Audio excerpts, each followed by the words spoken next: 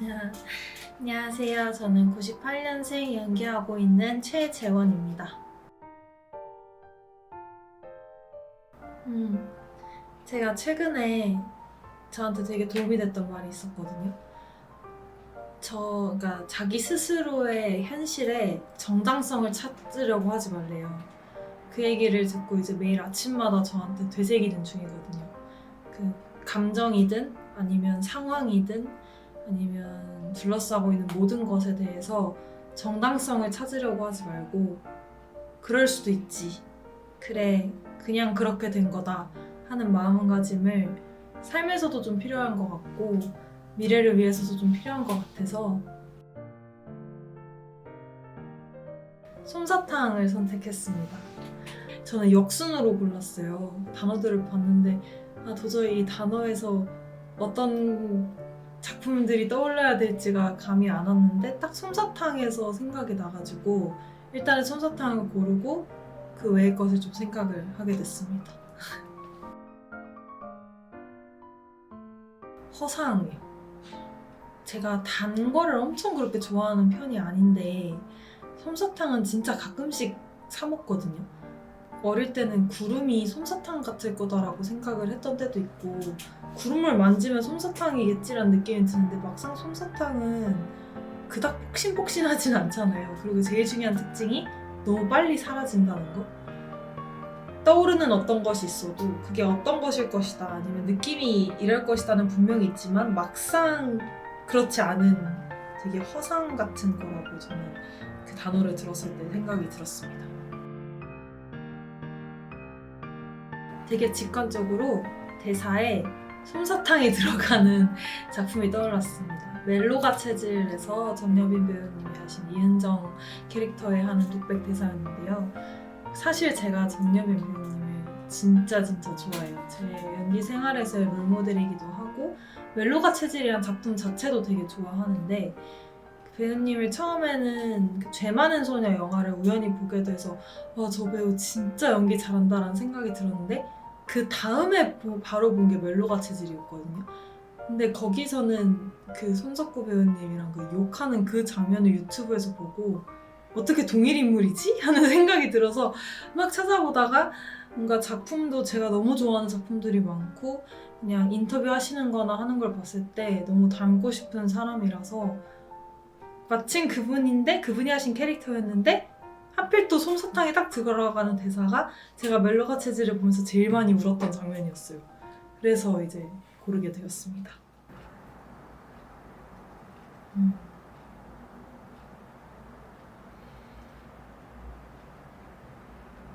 제가 10살이었고 개교기념일이었던 것 같아요. 평소랑은 다르게 엄마가 말이 없었어요.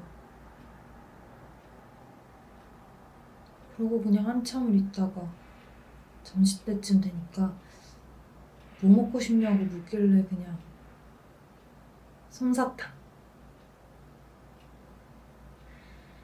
그때 집 근처에 놀이기구 서너 개씩 있었던 그 작은 공원이 있었거든요.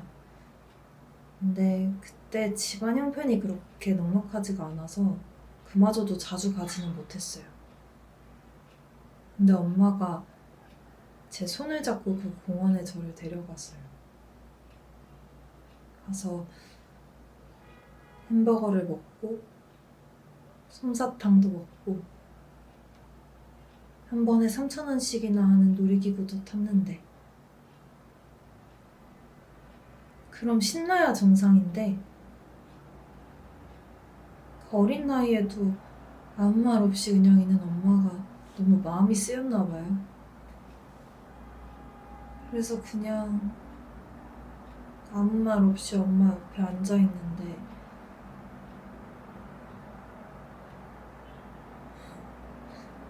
엄마한테 무슨 일이 있었는지는 저도 모르겠어요. 물어보질 않았어요. 엄마 왜 그랬을까요? 지금 물어봐도 엄마는 크게 기억 못할 것 같은데. 그냥 그런 날이었어요. 뭐 특별히 어떤 이유가 있어서 제가 기억을 하고 있었다기보다는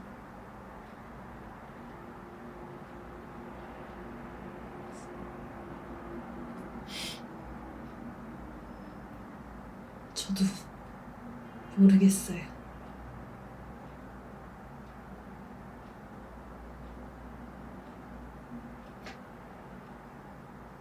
모르겠어요.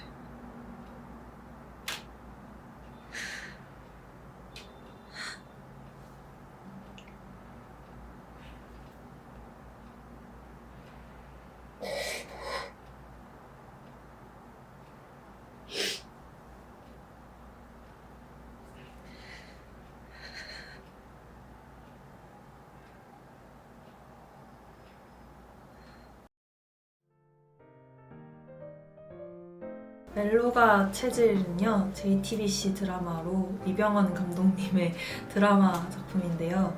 천우희 배우님, 그 다음에 전여민 배우님, 그 다음에 한지은 배우님 세 분이서 이제 주연을 맡았고, 이 세 친구가 다 공교롭게도 그 촬영 쪽 일을 해요. 그래서 방송 작가 하는 친구, 그 다음에 다큐멘터리 감독하는 친구, 그 다음에 제작 관련한 친구. 그래서 30대 자기 일을 하면서 그 일어나는 뭐 로맨스라던가 아니면 뭐 자신의 일이라던가 하는 그런 되게 흥미로운 이야기들을 다루고 있어서 너무 유명한 작품이라 다들 그냥 아실 거라고 믿고 이 정도로 마무리하겠습니다.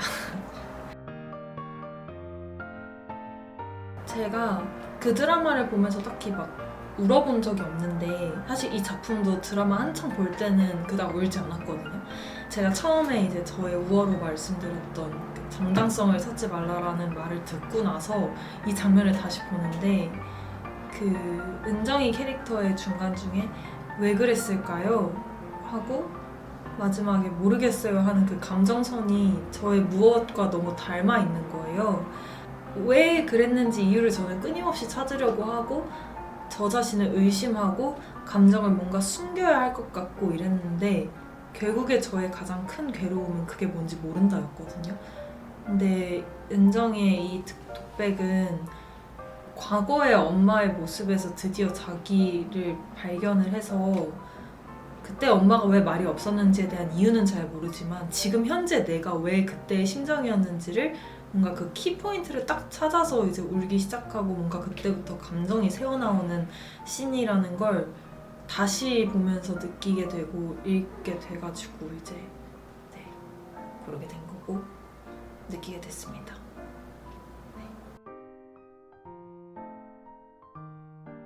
그냥 제 연기할 때 제가 가지고 있는 가장 큰 고민 중에 하나인데 제가 지난 학기에 교수님들이 저보고 너무 이성적이다라는 말을 엄청 많이 하셨어요.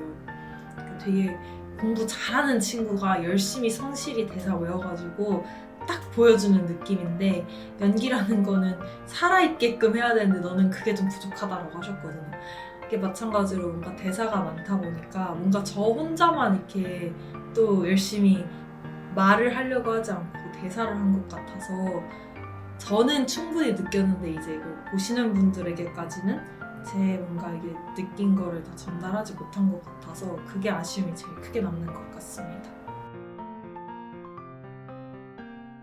잘된 부분이 있었나요? 그나마 좀 했던 게 그래도 마지막에 모르겠어요는 제가 진짜 하고 싶었던 말이었기 때문에 그 부분이 잘 표현되었다기보다는 잘 표현되었기를 진심으로 바라고 있습니다. 일단 공연이 끝나가지고 행복하긴 하거든요. 지난주 내내 이제 극장에 있고 처음으로 원캐스트의 5회공을 다 해야 되는 공연을 해서 체력적으로 좀 힘들고 정신적으로 좀 버텨야 되는 게 많았거든요. 근데 일단 그게 끝나서 당장은 행복은 해요. 근데 그거와 다르게 궁극적인 행복 한가를 놓고 봤을 땐 아직은 모를 것 같아요. 근데 이 질문에 진심으로 네, 행복합니다라고 할 수 있는 사람이 있을까요? 있다면 진심으로 부럽습니다.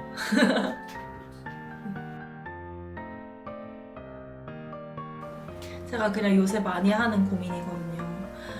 이게 아무래도 배우는 쓰임을 받아야 하는 사람이다 보니 매체든 무대든 경계를 짓지 않고 이것저것 다 해보려고 하는 중이거든요. 그러다 보니까 연기를 과연 기술이라고 할 수 있는가? 라는 생각을 요새 많이 해요. 그래서 이거를 뭔가 다음 배우분한테 당신은 연기를 기술이라고 생각하십니까? 입니다. 제가 막 이렇게 촬영 다니고 하기 전에는 이 질문 들으면 화냈어요. 아니 어떻게 감히 연기를 기술이라고 할 수 있어? 막 이랬는데 지금은 기술이라고 생각을 하거든요. 뭔가 연기를 처음 저는 취미로 시작을 했는데 그때는 마냥 제가 즐겁고 나만 신나면 되니까 막 즐기면서 했거든요. 근데 특히 이번 공연 끝나고 나서 더 하는 생각인데 연기, 배우는 어쨌든 직업이잖아요. 이거를 사람들은 저의 연기와 극을 보기 위해 돈을 지불을 하고 뭐 이런 연극을 만들기 위해 수많은 사람들의 노력과 투자가 들어갔으면 저도 응당 그만큼의 충분한 것을 보여주고 표현을 해야 되는데 이걸 과연 내가 즐긴다고만 해결될 수 있는 건가? 그래서 직업인으로서의 소명을 놓고 봤을 때 그렇다면 나는 항상 100% 이상을 해내야 되는 거면 분명히 이것은 기술이다. 그래서 연기를 너무 순수 예술로서만 바라보서는 안 되고 기술로 좀 진지하게 바라볼 필요가 있다가 요새 저의 생각입니다. 그 배우라는 직업은 하나만 할 줄 알아야 되는 건 아니라고 생각을 해요. 그리고 딱히 연기라는 것 자체가 어쨌든 작품에 들어가는 거잖아요. 근데 그 작품 자체가 지금 살아가고 있는 우리의 이야기들인데 연기를 하기 위해서는 말만 할 줄 알아야 되는 게 아니라 해야 되는 게 너무 많다고 생각이 들거든요. 그래서 사실 저는 배우에겐 공백기가 없다라고 생각을 해요. 연기 연습 자체가 대본을 분석하는 것도 연기 연습이지만 뭔가 갑자기 저에게 예를 들어 농인 역할이 들어왔다. 그럼 저는 수어를 할 줄 알아야 되는 거고 아니면 뭐 음악을 하는 역할이다. 그러면 악기를 다룰 줄 알아야 되고 막 이게 물론 그걸 전문적으로 하시는 실제분들의 수준까지는 어렵겠지만 그래도 제가 표현할 수 있는 만큼은 할 줄 알아야 되잖아요. 그래서 그런 거를 끊임없이 찾으러 다니고 통틀어 말하면 자기 개발이 되겠죠. 그렇게 하고 늘 나에게 이것은 공백기가 아니다. 이것은 요이땅 하는 그 요잇의 시간인 거다 라고 생각을 하고 좀 있어야 된다고 생각을 해서 실제로도 그렇게 하고 있습니다. 최근까지는 수어를 배우러 다녔었고요. 그래서 사실 수어를 배운 것도 뭔가 특기로 써봐야지도 있었는데 제가 말만 좀 이렇게 되지 표정을 쓸 줄을 모르는 거예요. 근데 수어는 손 언어이기도 한데 표정 언어라고도 하거든요. 그래서 막 이게 기쁘다인데 기쁘다를 이렇게 하면은 전달이 안 돼요. 진짜 기뻐서 막 이렇게 해야 된다는 거예요. 근데 전 너무 쑥스러워가지고 그냥 하고 있으면 선생님이 아니라고. 그래서 막 그렇게 하다 보니까 웃는 연습도 하게 되고 거기서부터 시작을 해서 아 이거 되게 재밌네? 그럼 이거랑 관련된 다른 작품, 수어하는 작품들을 봐볼까? 해서 반짝이는 워터멜론도 보고 그 다음에 대만 영화지만 청설도 보고 막 이렇게 마인드맵처럼 꼬리를 물면서 막 그렇게 잡다한 것들을 많이 했던 것 같아요. 저는 제 이름으로 이제 키워드를 만들었는데요. 재물재의 근원 원을 써요. 그래서 제 첫 번째 키워드가 재물이고요. 두 번째 키워드가 근원이고요. 세 번째 키워드는 최고예요. 왜냐면 성이 최씨라서. 그래서 제가 이거를 합쳐가지고 이제 막 프로필 보낼 때 항상 쓰는 메시지가 있어요. 재물재의 근원원 쓰는 최재현입니다. 복덩이가 되겠습니다. 하거든요. 물론 좀 속물적일 수도 있어요. 재물의 근원이라는 게. 하지만 아버지가 지어주신 이름이고요. 뭐 현대 사회에서 어쨌든 재물이라는 것은 복이라고 저는 생각을 해요. 그래서 쓰임받는 사람 입장에서 제가 그 커다란 그림의 한 조각이 돼서 꼭 최고의 복덩이가 될 수 있는 사람이 될 테니까요. 그동안 저를 써주셨던 감독님들 차기작 생기면 저를 꼭 다시 기억을 해주셨으면 좋겠고 앞으로 만나 뵙게 될 감독님들께도 미리 감사드린다는 말씀을 드리고 싶고요. 최고의 복덩이입니다. 뭐든 최고가 좋으니까요. 다 최고를 지향하려고 하는 사람들이니. 네, 이상 이렇게 저의 PR을 마쳐보겠습니다. 복덩이가 되겠습니다. 하고 싶은 연기라기보다는 작품으로 놓고 봤을 때 눈이 부시게 김혜자 선생님이 하셨던 것 같은 그게 너무 멋졌어요. 김혜자 선생님이 김혜자 역으로 나와서 한 사람의 인생을 두고 봤을 때 탁 떠오를 수 있는 작품? 물론 김혜자 선생님은 너무나도 많은 훌륭한 작품을 하셨지만 저는 눈이 부시게가 제일 먼저 생각이 나거든요. 그렇게 나올 수 있는 작품을 하고 싶어요. 저는 근데 그런 생각을 했던 때가 있었거든요. 메시지라기보다는 그냥 순간을 느꼈으면 좋겠어요. 저는 눈이 부시게 작품을 생각을 하면 겨울이 생각나고 그 작품을 봤을 때 제 모습이 생각나거든요. 그러면 그 모습과 지금의 나의 성장을 다시 느낄 수 있고 혹은 추억을 느낄 수 있고 그때 내 옆에 있었던 사람들을 한 번 더 생각을 하게 되는데 그런 연기를 하고 싶어요. 이 연기를 보고 물론 어떤 깨달음을 주거나 아니 메시지를 주는 것도 너무나도 멋지지만 그냥 단순하게 그 너무나도 좋게 기억이 남아서 그냥 그 제 연기를 보고 제 장면을 보고 제 작품을 봤을 때를 다시 돌아볼 수 있는 그런 걸 느꼈으면 좋겠어요. 제가 MBTI가 N이라서 그러니까 아까 공백기에 막 어떻게 보내라고 하시잖아요. 물론 이제 쓰임을 못 받으면 초조해서 이제 정신적으로 힘들 때가 있는데 전 그때마다 제가 나 혼자 산다를 찍는다고 생각하고 전참시를 찍는다고 생각하고 막 혼자 집에서 떠들거든요. 인터뷰하는 놀이. 지금 그거를 제 앞에 진짜 카메라가 있고 앞에서 물어봐 주셔서 너무 좋고요. 그래서 진심으로 지금 너무 말하는 걸 좋아해서 즐거웠는데 제가 말하는 걸 너무 좋아하지만 횡설수설하는 것도 많아서 이게 참 나중에 완성됐을 때 너무 횡설수설할 것 같아서 좀 걱정도 되지만 일단 이런 기회 주셔서 너무 감사하고 말할 수 있는 시간이 있어서 너무 즐겁고 재밌었습니다. 그럼 지금까지 최재원의 우어였습니다.